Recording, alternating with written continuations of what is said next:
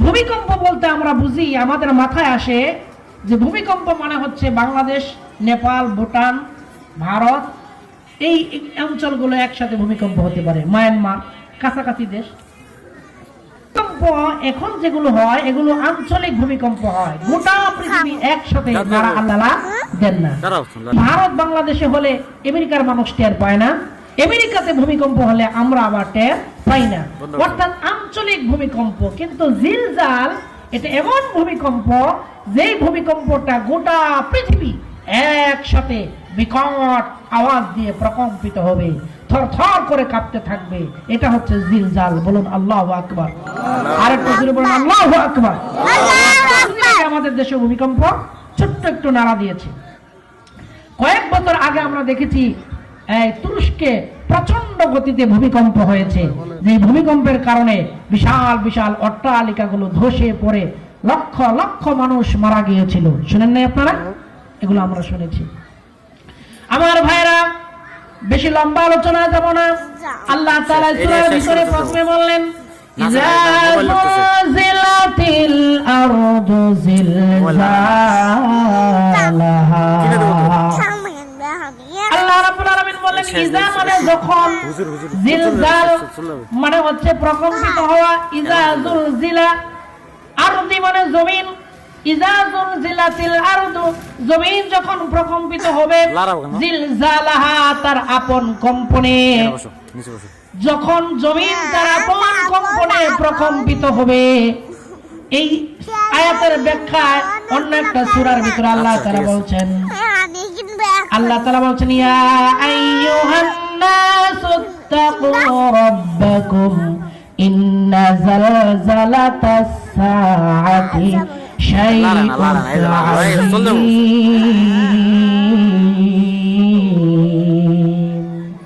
আল্লাহু আকবার। আল্লাহ রাব্বুল আলামিন বলছেন, হে মানব জাতি, খেয়াল করেন, ইয়া আইয়ুহান নাস, হে মানব জাতি, ইত্তাকু রাব্বাকুম, তোমরা তোমাদের প্রতিপালককে ভয় করো। এমন ভাবে ভয় করো যেমন ভাবে ভয় করা উচিত। সূরা আল ইমরানে আল্লাহ তাআলা বলছেন, ইয়া আইয়ুহাল্লাযীনা আমানুত্তাকুল্লাহ হাক্কা তুকাতিহি ওয়া লা তামুতুন্না ইল্লা ওয়া আনতুম মুসলিমুন। আল্লাহ রাব্বুল আলামিন বলছেন, হে ঈমানদারেরা, তোমরা আল্লাহ তাআলাকে ভয় করো যেমনই ভাবে ভয় করা উচিত। কেমন ভয় করা উচিত? আল্লাহ তাআলা যে বড়, আল্লাহ তাআলা যে মান শান, তার যে ক্ষমতা, কুওয়াত, ইজ্জত, সম্মান, এই দিকে লক্ষ্য করে আল্লাহর প্রতি ভয় করো। আল্লাহ তাআলাকে ভয় করার মানে আমরা যারা মুসলমান, আমরা আল্লাহকে ভয় করি, নরমাল ভয়, ঈমান এনেছি বলে আমরা আল্লাহকে বিশ্বাস করি, আল্লাহকে ভয় করি, কিন্তু যথাযথভাবে আমরা আল্লাহকে ভয় করি না। ঠিক কিনা? আমরা আল্লাহকে যদি সত্যিকার অর্থে ভয় করতাম, তাহলে আমাদের দ্বারা কি গুনার কাজ হতো? আমাদের দ্বারা কি কারো সম্পদ আত্মসাৎ করা হতো? আমরা কি কারো মাথায় আঘাত করতে পারতাম?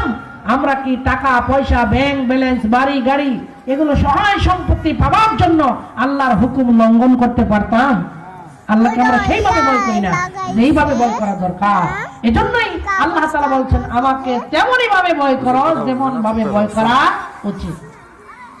আমরা আল্লাহকে ভয় করি, এই যে আমি মাঝে মাঝে উদাহরণ দেই যে বিদ্যুৎকে যেমন আমরা ভয় করি, এমন ভাবে আল্লাহকে আমরা ভয় করি না।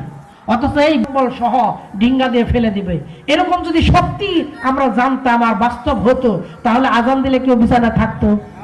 আর একটু জোরে বলুন, কেউ থাকতো না। যে না, একটু পরে আইসা আমার দইরা খেতা কম্বল সহ এই পুকুরের মধ্যে নিক্ষেপ করবে। সুতরাং শুয়ে থাকার সুযোগ নাই, সম্মান থাকলে উঠা মসজিদে চলে যাই। ঠিক কিনা জোরে বলুন? তাহলে বোঝা গেল যে আমরা মানুষকেও ভয় করি, কারেন্টকেও ভয় করি, আমরা কুকুরকেও ভয় করি, কিন্তু আল্লাহকে সেইভাবে ভয় করি না। এখন বলুন, যেগুলোর নাম বললাম এগুলোর চাইতে আল্লাহ তাআলা কি কম শক্তিশালী না বেশি শক্তিশালী? তাহলে আল্লাহ তাআলা যেহেতু প্রচন্ড শক্তিশালী, আমরা আল্লাহু আকবার বলি, আল্লাহু আকবার, আল্লাহ সবচাইতে বড়। অর্থাৎ আল্লাহ তাআলা সবচাইতে বড় মানে সাইজের দিক থেকেও বড়, শক্তির দিক থেকেও বড়, ক্ষমতার দিক থেকেও বড়, সবকিছুই সেই মহান আল্লাহ তাআলা। সেই আল্লাহকে যদি আমরা এগুলোর মতো ভয় করতাম, তাহলে হাইয়া আলাস সালাহ হাইয়া আলাল ফালাহ বলার পরে একটা মুসলমানকেও বিছানায় থাকতে দেওয়া হতো না, কেউ থাকতে পারতো না। প্রিয় ভাইরা আমার, তাহলে আল্লাহ তাআলাকে ভয় করতে হবে, তেমন ভয়। ওই আয়াতে কারিমা আল্লাহ বলছেন, ইয়া আইয়ুহান নাস ইত্তাকু রাব্বাকুম, তোমরা তোমাদের রবকে, প্রতিপালককে ভয় করো।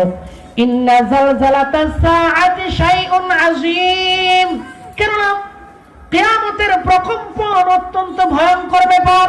কিয়ামতের প্রকম্পন ঝাঁকুনি অত্যন্ত কঠিন ব্যাপার, এটা অত্যন্ত মর্মাহত ব্যাপার, অত্যন্ত কঠিন ব্যাপার।